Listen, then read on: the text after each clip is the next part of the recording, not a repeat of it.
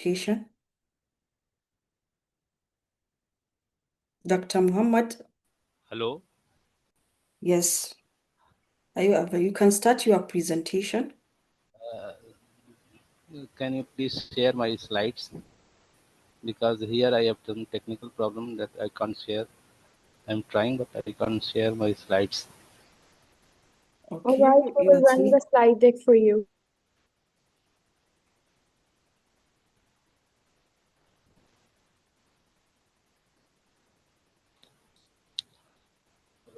Good afternoon, everybody. Myself, Dr. Muhammad Said Akhtar. So I am going to present my research on allopathic effect of Chenopodium morel on the crop growth and sustainable weed management program. So before starting, uh, just go to the next slide, please. So before starting my presentation, I just want to give an overview what is allopathy and how it works. Allopathy is the physiological process where plant release chemical compound that affect the growth and development of other organisms, leading to significant ecological implications like changing community composition and providing the natural weed control. The yellow chemicals are released from the various plant parts that have either positive or negative effect on the neighboring plants. So I used Chenopodium morel, which is uh, grown as a weed in the neighboring society, and so with the help of these plant, I try to manage the effect of the other crop which grows simultaneously, uh, in the agricultural field: Pisum sativum, Cicer arietinum, Titcum aestivum, Oryza sativa, Melilotus indicus, and some weeds like Phalaris minor and Cassia tora, Vicia villosa, etc. So when please come to the next slide. Hello, hello.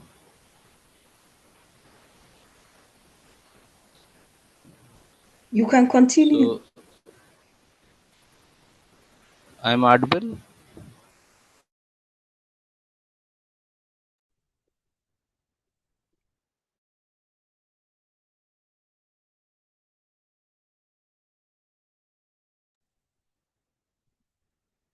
Yes, Dr. Said, please adjust your microphone and proceed with the presentation.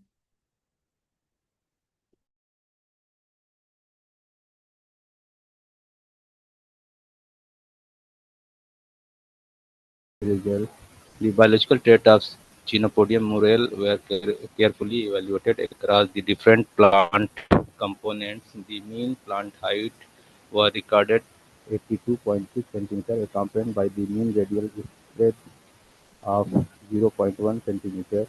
The fresh biomass was about 21.08 gram, and the basal area was measured 0.92 cm².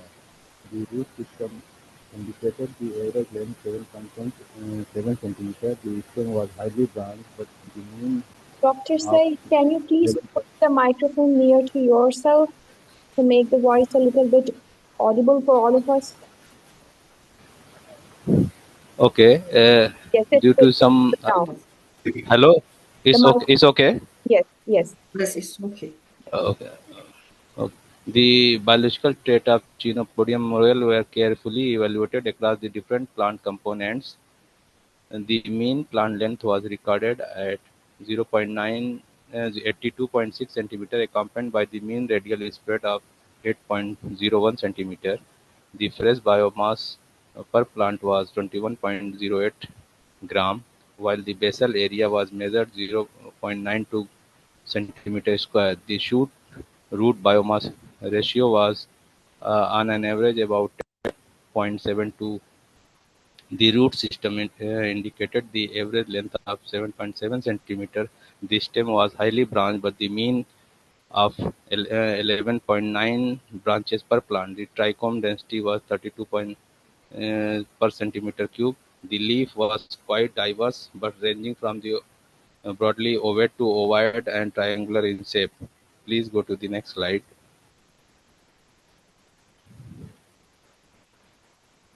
Please go to the next slide.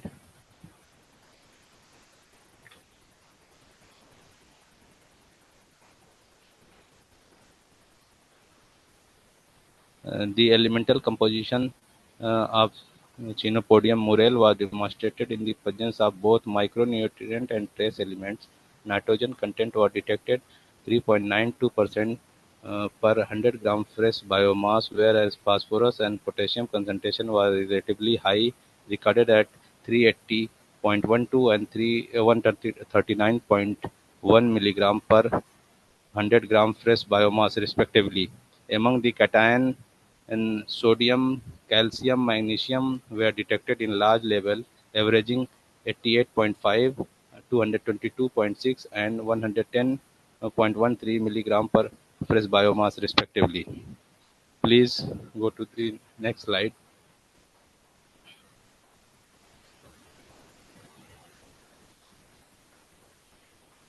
This is the elemental concentration in the rhizosphere soil. The elemental composition of the Chenopodium murale demonstrated in presence of both important micronutrient and trace nutrient.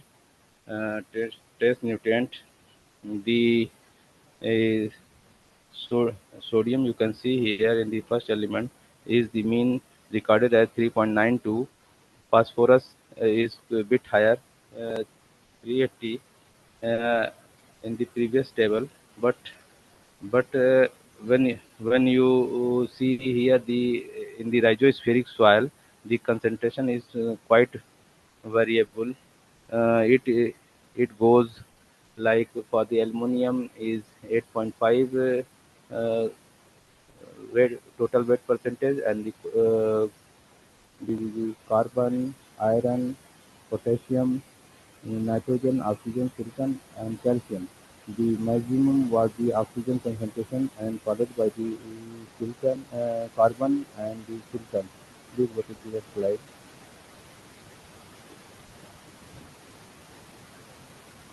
I can't see anything here. I don't know why it is not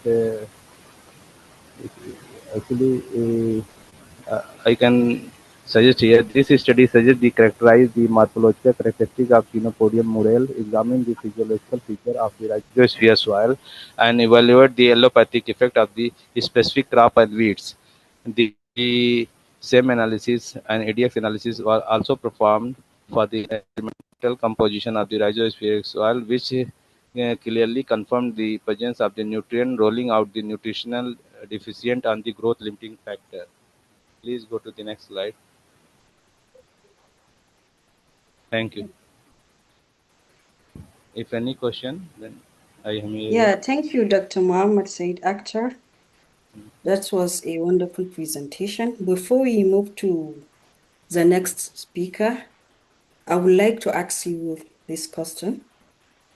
I have recently published a paper on allelopathic effects of some, weeds species. Uh, I would like to ask you what features, what in terms of practical field application, how do you envision integrating the allelopathic potential of Chenopodium murale into a sustainable weed management program? For example, through crop rotation, overcropping, or bioherbicide development. Our research group is focusing on the like developing the some bio botanical filtrate to reduce the weed which is simultaneously grow along the agricultural crops. So we are focusing on that. Okay, that was wonderful.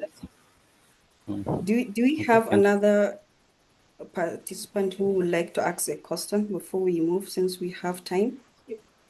Yes, Dr. Aisha, if you may allow, I want to ask one question that for current presentation, it's interesting to see how the allelopathic potential are in research work.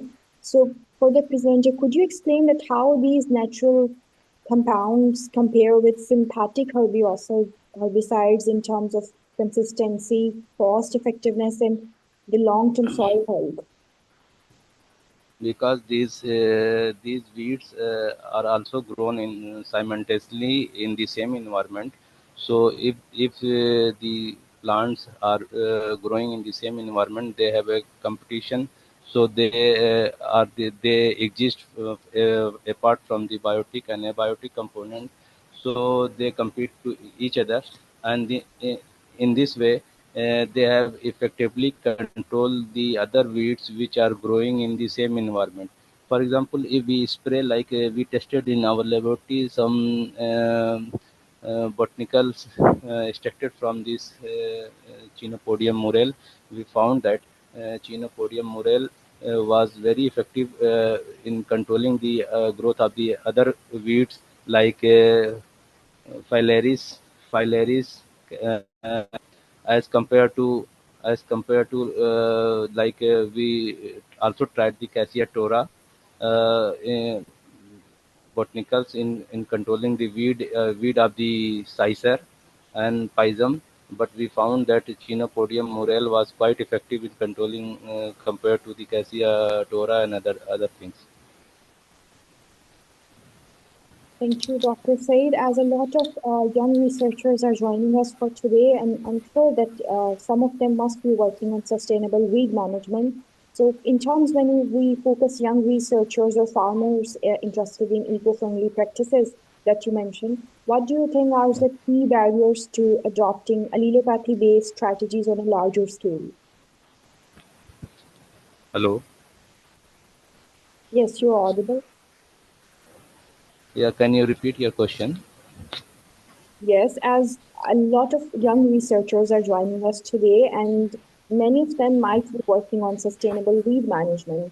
So, what do you think that would be the key barriers or hurdles in adopting allelopathy-based strategies on a larger scale, especially for farmers as well?